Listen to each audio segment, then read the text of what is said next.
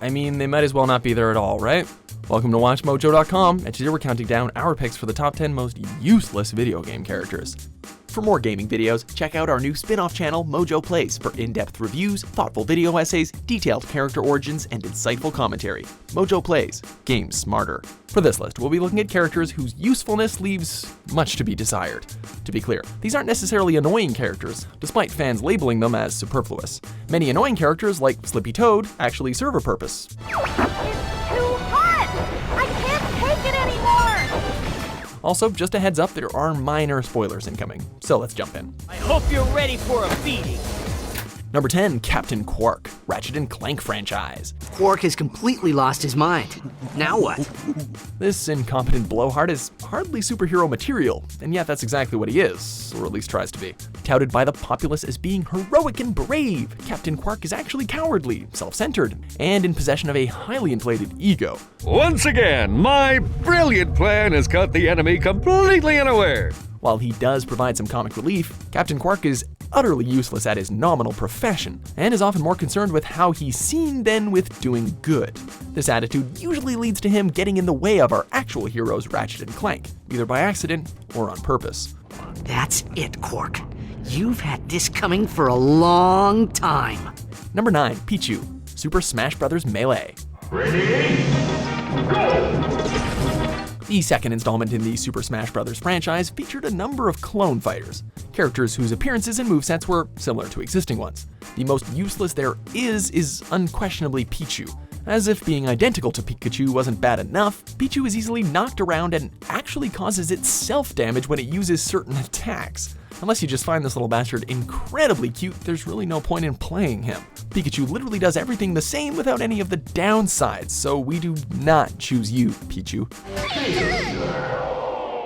Number 8, The Adoring Fan, Elder Scrolls 4, Oblivion. Here? Right here? What about, say, over there? No? Right here? All right then. You're the Grand Champion. Whatever you say. Upon becoming the Grand Champion of the arena, players of the 4th Elder Scrolls game are given the opportunity to be followed by their biggest fan, known only as the Adoring Fan. Sounds okay, right? Well, not so much. Despite being willing to do almost anything you ask of him, the Adoring Fan cannot or will not help you during combat. Instead, he will try to hide from the enemies you're fighting, which can end up drawing more of them to you, actually. It's always nice to meet a fan, but admirers are pretty useless in battle. Some players do find incredibly creative ways to kill him, though. Number 7, the Citadel Council, Mass Effect franchise. It was part of his plan to attack the Citadel. The Reapers are just a myth, one you insist on perpetuating. Ugh, government bureaucracy, am I right? It's just what every video game needs. As the governing body of the Citadel and diplomatic hub of the galaxy, the Council is a frequent obstacle to the heroes of Mass Effect, whether it be bickering members ignoring your warnings of danger, looking out for their own species instead of the interest of the greater good, or just acting like straight-up dickheads.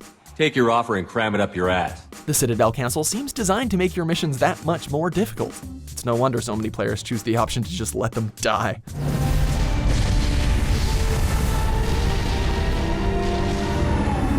Number 6, Dan Hibiki, Street Fighter franchise. Walk carefully, Sakura. Like Pichu, Dan is an inferior clone to an existing character, in this case Ryu and/or Ken, although he was actually designed to be that way. He's essentially a parody of Street Fighter's numerous imitators. Many of Dan's moves are copies of Ryu and Ken's, but they have a limited range and really don't pack any punch.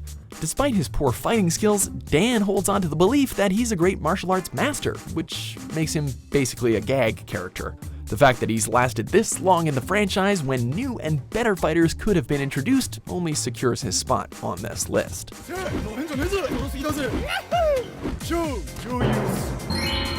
Number 5, Magikarp, Pokemon franchise. So weak that it's sad, really, really sad. This wide-eyed and floppy dope of a Pokemon is notorious for how pathetically useless it is in battle. Magikarp's 2 primary moves are Tackle, one of the most basic and ineffective attacks in the game, and Splash, which literally does nothing.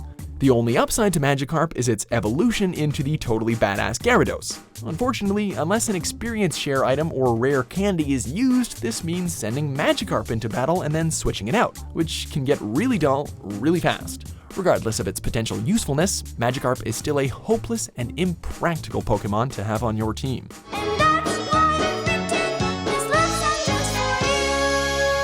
Number 4. All of your team members. Call of Duty franchise. Stand by. Smoke 'em. In real life, a military squad is typically composed of members who are trained, competent, and are close to one another. In Call of Duty, although the cutscenes show your character bonding with his teammates, within combat they're about as reliable as cardboard cutouts. The squad mates found in the COD series are rarely helpful in battle, and their competence in almost anything is constantly called into question.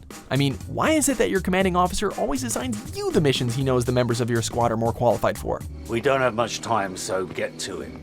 We're allowing for players to do anything, but they shouldn't have to do everything.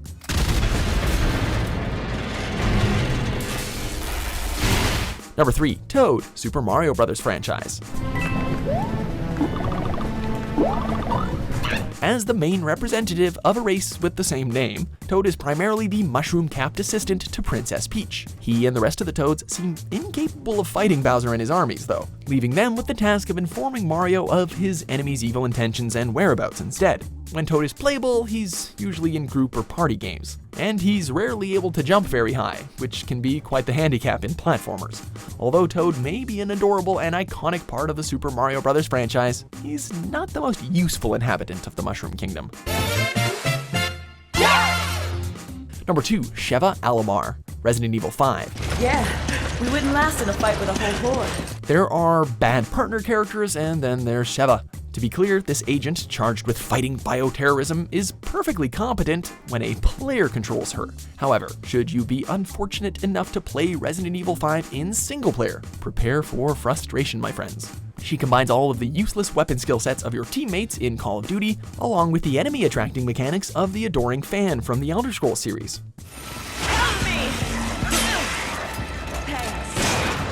To top it all off, she uses your healing items on herself.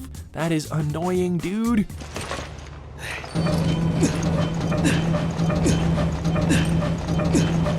Number 1. Preston Garvey, Fallout 4. But we were the last active group of Minutemen. And now, well, it's just me. Man, I bet the people at Bethesda are wishing they recorded more lines for Preston, aren't they? The fourth main Fallout game features a host of interesting and useful companions that can accompany the player on their adventures through the post-apocalyptic wasteland. Now, Preston Garvey may be one of the first encountered by the player, but he is not especially interesting or useful. Yeah, obviously.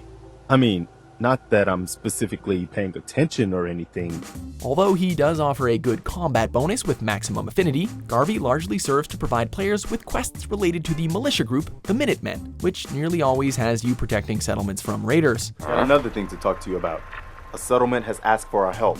Combined with his, somewhat bland personality, Preston Garvey is one companion that many Fallout 4 players find very few uses for, and it's pretty easy to see why. You just killed everyone. There wasn't any other way. Do you agree with our picks? Check out these other great clips from WatchMojo and subscribe for new videos every day.